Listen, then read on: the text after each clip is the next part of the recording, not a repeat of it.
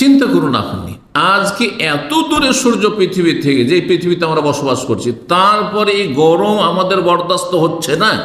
গরম থেকে বাঁচার জন্য বিভিন্ন মাধ্যম সেগুলি আমরা ব্যবহার করছি। আল্লাহ নিয়ামত দিয়েছেন। সেই দিন হাসরের মাঠে কি হবে চিন্তা করেছেন? কোনদিন চিন্তা করেছেন হাসরের মাঠে সূর্য কত দূরে হবে? নবী সাল্লাল্লাহু আলাইহি ওয়াসাল্লাম বলছেন যে 1 মিল দূরে হবে। মিলের দুটো তরজমা, দুটো ব্যাখ্যা করা হয়েছে। মিল আরবিতে মাইলকে বলা হয়, 1 মাইল দূরে। 1 মাইল আর কতটা? সামান্য।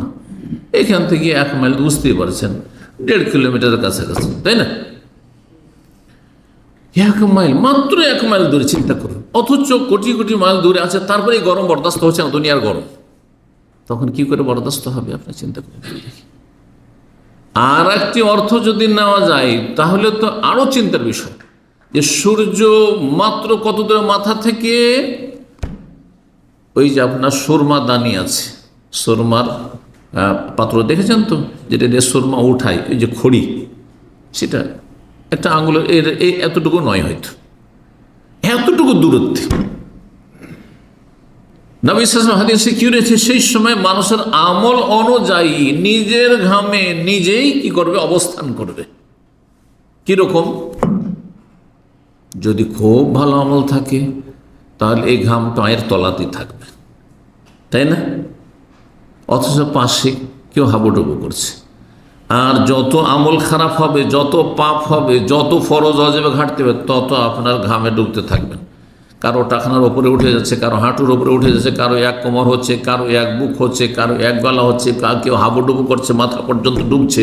যেমন হাবুডুবু করে যে সাঁতার জানে না, ডুবে উঠে, এইরকম অবস্থা।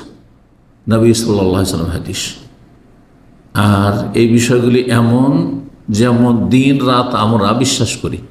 এখন রাত সারা দুনিয়া যদি একদিকে হয়ে যান, আমাকে বলে যান না ভাই এখন দিন, আমি বিশ্বাস করব, আপনারা করবেন? কারণ চোখের সামনে দেখছেন। এর চাইতে বড় দলিল আর কি আছে?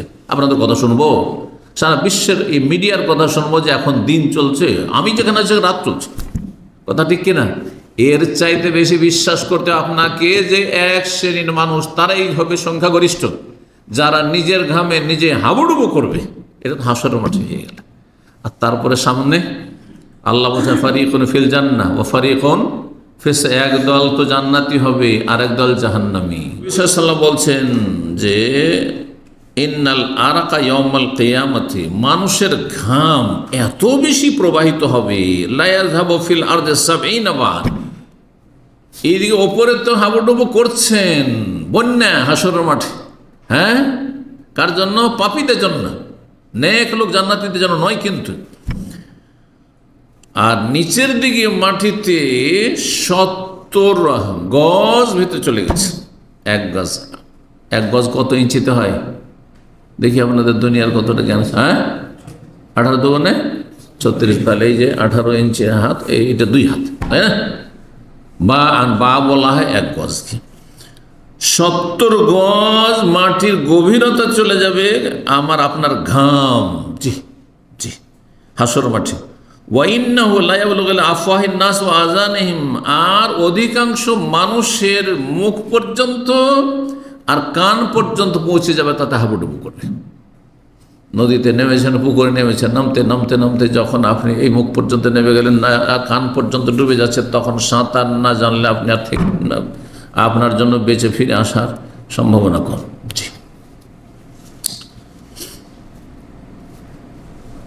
পক্ষান্তরে এইরকম পরিস্থিতি, যেটা বললাম একটু কথা প্রসঙ্গে, যে এত যে সেখানে ভয়াবহতা থাকবে হাসরের মাঠে, তারপর হাসরের মাঠে এক শ্রেণীর ভাগ্যবান যারা রয়েছেন, তাদের জন্য আল্লাহ রাব্বুল আলামিন এত আরামদায়ক জীবনযাপনের ব্যবস্থা রাখবেন। সেই হাদিসটি স্মরণ করিয়ে দিই। প্রিয় নবী সাল্লাল্লাহু আলাইহি ওয়াসাল্লাম বলছেন, সাবাতুন ইউযিল্লুহুমুল্লাহু ফি যিল্লি ইয়াওমা লা যিল্লা ইল্লা যিল্লু। 7 প্রকারের মানুষ রয়েছে, এমন মানুষ যাদেরকে আল্লাহ তার স্পেশাল ছায়া, কোন কোন রিওয়ায়াতে আরশের ছায়া, এখানে রয়েছে এমন ছায়া আল্লাহ দেবেন, যেই দিন আল্লাহর এই ছায়া ছাড়া আর কোনো ছায়া পৃথিবীতে, গাছপালার ছায়া নেই, পাহাড় পর্বতের ছায়া নেই, কোনো ভবনের ছায়া নেই, কোনো টাওয়ারের ছায়া নেই, কিছুই নেই। ইয়াউমা লা যিল্লা ইল্লা যিল্লুহু, সেই দিন আল্লাহ 7 প্রকারের মানুষকে এই ছায়ায় জায়গা দেবেন। ভাগ্যবান ও সব লোকেরা। কারা তারা? আজকালকার রাজা বাদশাহ, রাষ্ট্রপতি, প্রধানমন্ত্রী, হ্যাঁ, যারা অধনকু পয়সাওয়ালা, আর যারা পৃথিবীর যারা সেলিব্রিটি, তারা না না না না। সেখানে আল্লাহর কাছে মাপকাঠি হচ্ছে ঈমান এবং নেক আমল। কে কত বেশি ইমানদার ছিল, কে কত বেশি সৎকর্মশীল ছিল। বলছেন ইমামুন আদিলুন, শাসক যদি নাই পরায়ণ হয়, তাহলে বোঝার শাসক যদি ভালো মানুষ হয় তো সে অবশ্যই জায়গা পাবে এখানে। কিন্তু শাসক অধিকাংশই জালেম, অধিকাংশ সীমা লঙ্ঘনকারী, অধিকাংশই বিলাসিতায় ডুবে, তাহলে তাদের কি অবস্থা হবে চিন্তা করতে হবে তাদেরকে।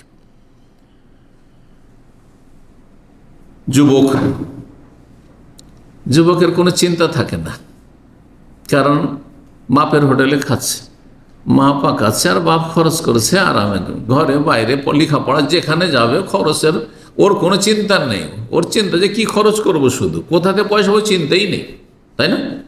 কখন চিন্তা? যখন কাঁধে দায়িত্ব পড়েছে এখন সংসারের, তখন।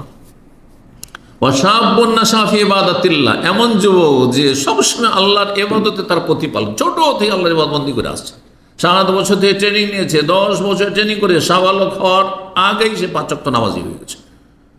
নিয়মিত সে রমজান মাসের সিয়াম পালন করেছে, আর আল্লাহর হক আদায় করেছে, হারাম থেকে বেঁচে থেকেছে। নাশা ফি ইবাদ, আল্লাহর ইবাদতে যার প্রতিপালন হয়েছে, যার যৌবন ভালো, তার সব ভালো। এমন লোক খুব কম পাবেন যে যৌবন কালে সে খুবই ভালো মানুষ ছিল, খুব ভালো ছেলে ছিল, আর 25-30 বছর হওয়ার পরে খারাপ হয়ে গেছে। খুব কম পাবেন, এটা বিরল। কারণ এই সময়টা খুব মারাত্মক সময়। ওয়ারাজুলুন কালবুহু মুআল্লাকুন বিল মসজিদ, এমন মানুষ যার অন্তর মসজিদে সবসময় লাগা আছে। কখন যাব মসজিদ, কখন আজান হবে, কখন নামাজটা আদায় করবো, কখন জাগবো, মসজিদে গিয়ে জামাত ধরো, ফজরে হোক আর অন্য কোনো সময় হোক। মসজিদে বের হলে আমার মসজিদে চিন্তা আছে, জি, এই নয় যে ব্যাস জমায় গেলাম আবার সামনে সপ্তাহে, তাদের জন্য মোটেই না। আর কি, গুনার জন্য রাস্তা উন্মুক্ত। আজকাল এমন এমন জামানে আমরা, ফিতনার জামানায়, যে পাপের রাস্তা কি প্রশস্ত, উন্মুক্ত, পাপ করতে চান কেউ কিছু বলবে না। কিন্তু যত বেশি আপনি ঈমান আমল ভালো করবেন, তত শত্রু বেড়ে যাবে, তত ক্ষয়ক্ষতি করার চেষ্টা করবেন, তত বেশি অসহায় নিঃসঙ্গ হয়ে যাবেন, সব সঙ্গ ছেড়ে দেবেন।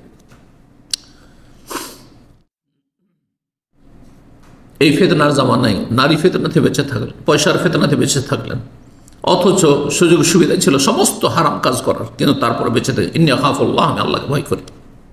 এইভাবে দান খেরাত করেছেন আল্লাহ সন্তুষ্টির জন্য। ইত্তাকুন নার ওয়ালাউ বিশিক্কি তামরা, জাহান্নামের আগুন থেকে একটা টুকরো দিয়ে হলে বাঁচো। বলছিলাম যে দুনিয়ায় তো মেলা দেশ আছে, এই দেশ আর ভালো লাগে না, এত গরমে থাকতে ভালো লাগে না আরব দেশে। চল কিছুদিন ইউরোপে থেকে আসি, আর ইউরোপের ঠান্ডা আর বরদাস্ত হয় না, চল কিছু একটু গরমের দেশ ঘুরে আসি। বর্ষা বৃষ্টি গোটা বছর দেখতে পাবেন, চলো হ্যাঁ যাই উপমহাদেশ ঘুরে, ভারত, বাংলাদেশ, পাকিস্তান, একটু বৃষ্টি দেখে আসি, হ্যাঁ তার মজা নিয়ে আসি। কিন্তু সেখানে কি আছে? কি আছে সেখানে? আখেরাতে কি আছে? মাত্র 2টো দেশ আছে, একটি জান্নাত আর একটি জাহান্নাম।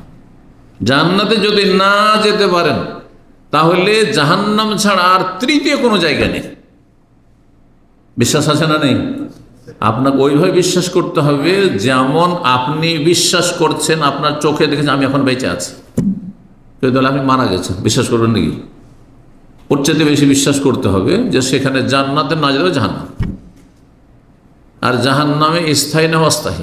দুনিয়ার গরমে আগুনে সামান্য কিছুক্ষণ হাত দিতে পারবো না, হ্যাঁ 10 সেকেন্ড 20 সেকেন্ড হাত দিয়ে রাখতে পারবেন না, জ্বলে যাবেন আপনি।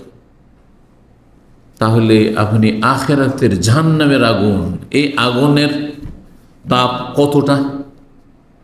হ্যাঁ 70 ভাগ করে, হ্যাঁ 70 ভাগ করে 1 ভাগ আচ্ছা দুনিয়ার আগুন।